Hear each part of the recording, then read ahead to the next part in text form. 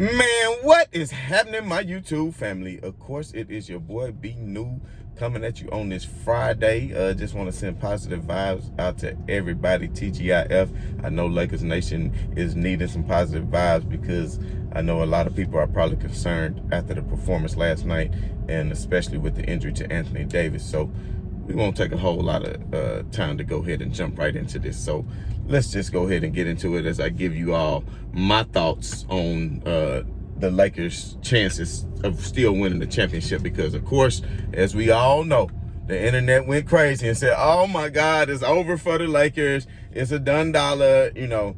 And the thing about this, we've heard this so many times with LeBron James-led teams over the past decade.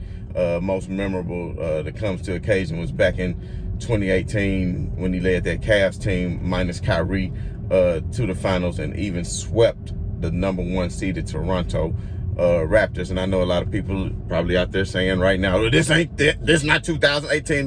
Listen, until LeBron James proves me wrong in the playoffs and doesn't end up in the finals, then that's when I change my mind. Because you got to show me. I'm old, man. None of this, what have you done for me lately stuff.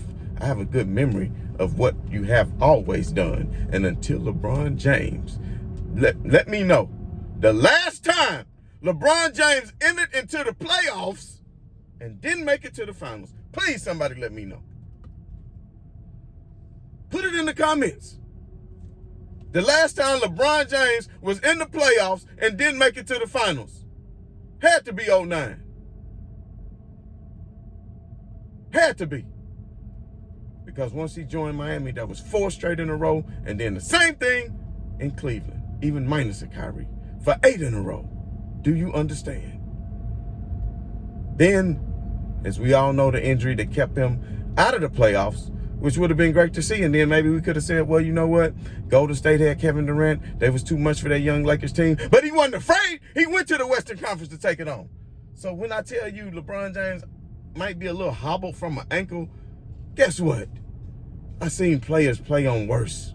And I know it's a high ankle sprain, but guess what? I'm not concerned. Let him get the week off. He put it back in action to see how it felt. He put it back in action to see how it felt. And then he took a week off. So hopefully that week off, and he hadn't been at the past couple games. And I know people giving hell because Vogel last night said LeBron wasn't gone because of medical reasons. But if you're resting your ankle, then that's a medical reason, Vogel. And I know you might want him to support and cheer on the team. Probably need him there to coach the damn team because you're not capable of doing it. The hell was wrong with your rotations again last night? But I get to that in just a moment. But like I'm saying about LeBron James, tell me when a LeBron James-led team has not got to the finals once they entered into the playoffs. And there's not one team out there that frightens me. Show what just happened to Denver the other day. Y'all so damn quick to forget. Smack the hell out of Denver, a top competing team right there with the Clippers as far as tier levels of the Western Conference teams. But then they turn around and lay an egg against the Clippers, and now everybody, oh, it's over. Oh, it's the play-in game. Oh, we have no chance. Blah, blah, blah. And I understand we might not match up well against Portland because of their backcourt, and we don't have a playmaker right now because we're minus THT, and the only guard we have really playing, we minus Schroeder. The only guard we have playing is Caruso. But do you actually think the Lakers would have lost to the Clippers like that last night had LeBron James, Anthony Davis, and Dennis Schroeder been on the floor? I think not. Let them boys get healthy. Let them get semi-healthy. Because even in the play-in game, you think somebody worried about a Golden State? I know Memphis is hooping, but you saw what Detroit just did to them. So they still a young team that's trying to figure it out. So anyway, let me just touch on last night game just a little bit. Let me touch on go ahead, dude. Some people just, man, really don't know how to drive. You understand what I'm saying? But anyway, let me touch on last night's game just for a minute. So, of course, Kuzma actually came out looking good last night. He was running up and down the court, hitting his threes. It was looking like it was going to be a pretty decent game. Anthony Davis was back. He was starting to get his little touches. And then, lo and behold, here go this man backing up, not paying attention to where the hell he going, and go into the scores table and trip and fall and hurt that ankle, which later they said he had back spasms, but who knows? I mean, he tripped and fell. Maybe he hurt something in his back that caused him to start having back spasms. Maybe that had nothing to do with the back spasms. I'm not a doctor. I'm not behind the scenes. I have no idea. But from most reports that I heard, Anthony Davis said that he's feeling fine now after the game last night, that he's worked his way through it, and that he's going to make himself available tonight against Portland. So if Anthony Davis can come out and have a good game, and Drummond can actually have a good game and not look so sometimes lost down in the paint, then maybe, just maybe, the Lakers could pull it off tonight. But one thing that really stuck out in my mind last night is what I do not understand. Like I said, the Lakers came out and they got down by 8 or 9 early on. Then Anthony Davis went down, and I really think Anthony Davis going down and your teammates really not knowing the status of what's going on, it kind of took the wind out of their sails, so to speak. And I'm not giving them any excuses because they are all professional. But you know, you already missing LeBron James, and then Anthony Davis go down, and then THT dealing with a calf strain. So the Clippers saw the blood in the water, and they took full advantage of it. But one thing that I saw was that really pissed me off, and it's about Frank Vogel, yes, is, of course, Boogie Cousins came into the game to replace Zubac.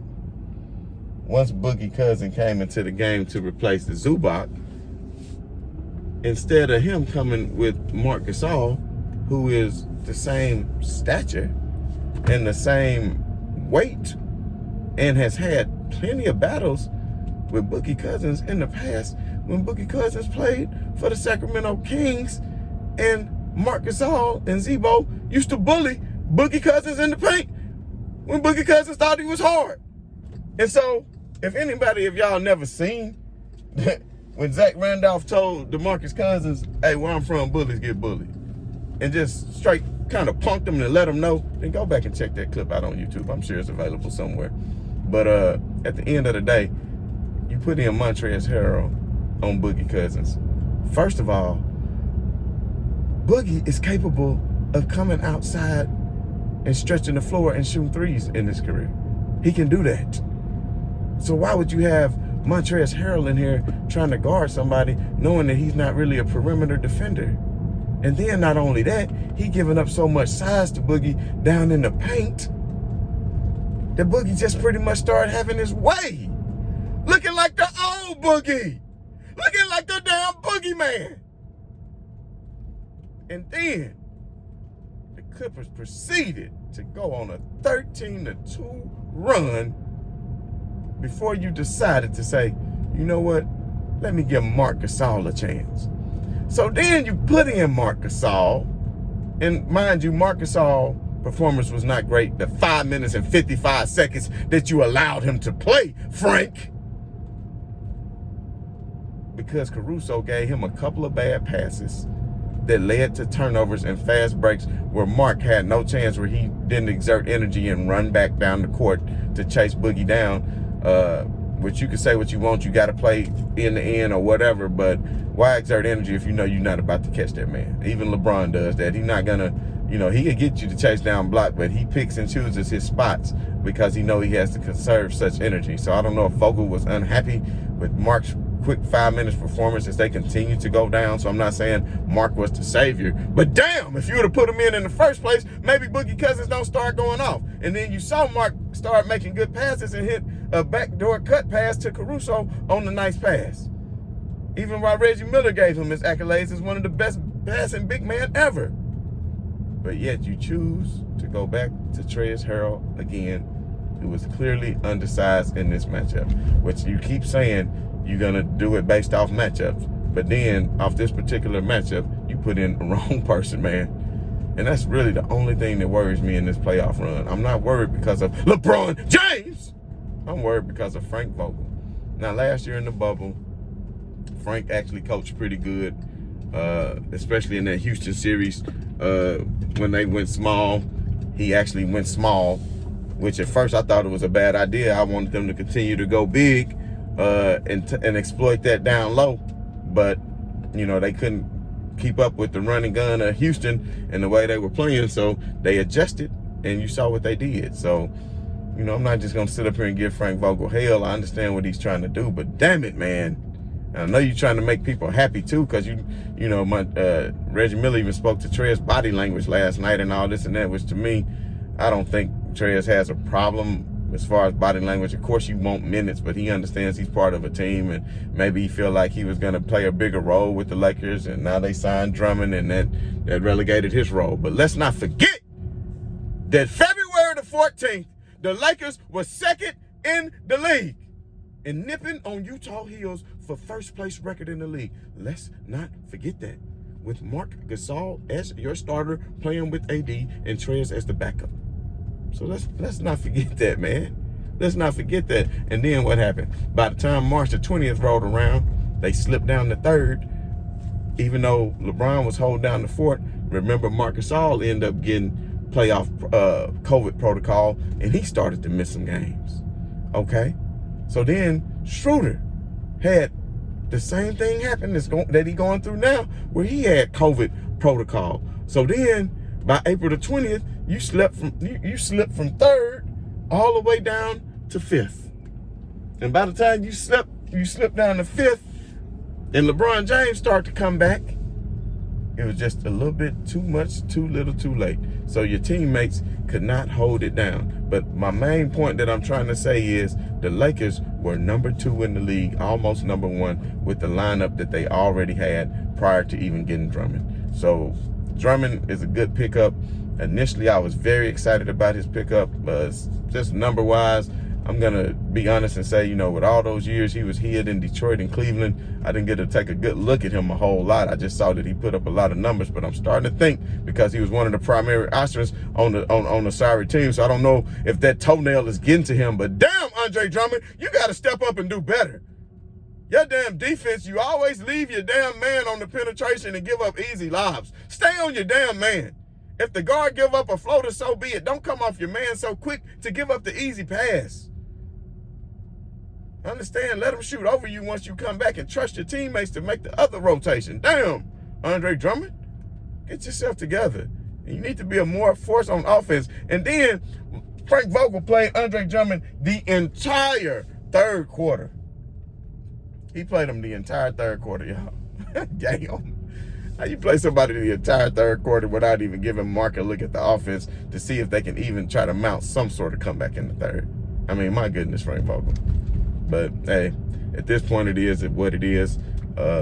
So, everybody, just listen to what I'm telling you now.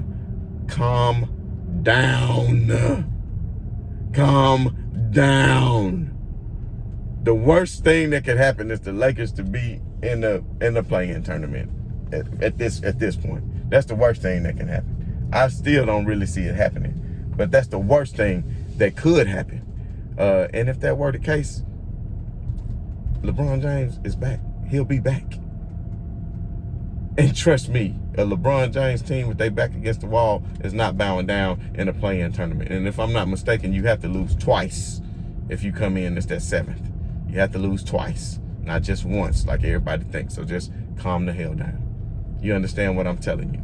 So at the end of the day, it is what it is at this point. But if you sit up here and you take a look at all the upcoming games for the other teams, because Memphis, Golden State, New Orleans, those teams don't really matter at this point, because the Lakers are not going to fall down and match them in the loss column. So the only other 2 teams that the Lakers need to not say focus on, but us as fans should focus on and look at the other teams is, of course, Dallas. Now, Dallas, they got it made. So Dallas, you know, they're going to be playing Cleveland. Then they're going to play Cleveland again. So I look at that as 2 victories.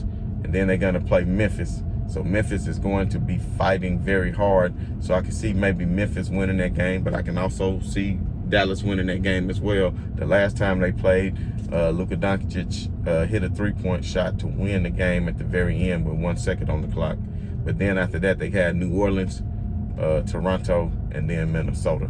So if you talk about Cleveland, Memphis, New Orleans, Toronto, and Minnesota, I would say that they're probably going to go 5-1 over their stretch, at the worst 4-2. So with all that being said, I'm pretty sure that Dallas is going to cling on to that 5th spot. Dallas is going to cling on to that 5th spot. So what we're probably looking at is the Lakers trying to hold on to that 6th spot. And as of right now, they tied with Portland for that 6th spot. And technically, Portland is 7 and the Lakers is 6 because the Lakers have a better conference record. But the first tiebreaker is head-to-head matchup. So Portland and the Lakers will play their 3rd game tonight. So whoever wins tonight will own that tiebreaker. So that's going to be a very key game tonight. But even if the Lakers somehow fall tonight, what I'm telling y'all is, don't worry about a thing, because every little thing is going to be all right. Hey, y'all go bump some Bob Marley. If y'all don't know nothing about that, bump some Bob Marley. Every little thing is going to be all right, because it is. Because now, let's take a look at the games Portland has to play. So Portland is then going to, over their next stretch, of course, they got the Lakers tonight. So let's just say they beat the Lakers, and let's say the Lakers lose, right? Let's just say they beat them and they own the tiebreaker. Well, then after that, they have to play San Antonio. That's a toss-up game. San Antonio was fighting hard because New Orleans, and that's why this play-in thing is kind of good, because all these teams are fighting right now. Nobody, in the past, these games would have been nothing. Teams would have laid down. So I actually think this is good for the association, despite LeBron and how he feels about it at the present moment, which I can understand what he's saying. But these games are more meaningful. So, you know, Portland is going to play the Lakers, and then they're going to play New Orleans, who is still fighting. I mean, then they're going to play San Antonio, who is still fighting, and I think that San Antonio could win that game. Then after that, they got Houston, and then after they play Houston, I think that's going to be pretty much a gimme game against Houston. So at that point, let's say they beat the Lakers, lose to San Antonio, and then beat Houston. At that point, they what?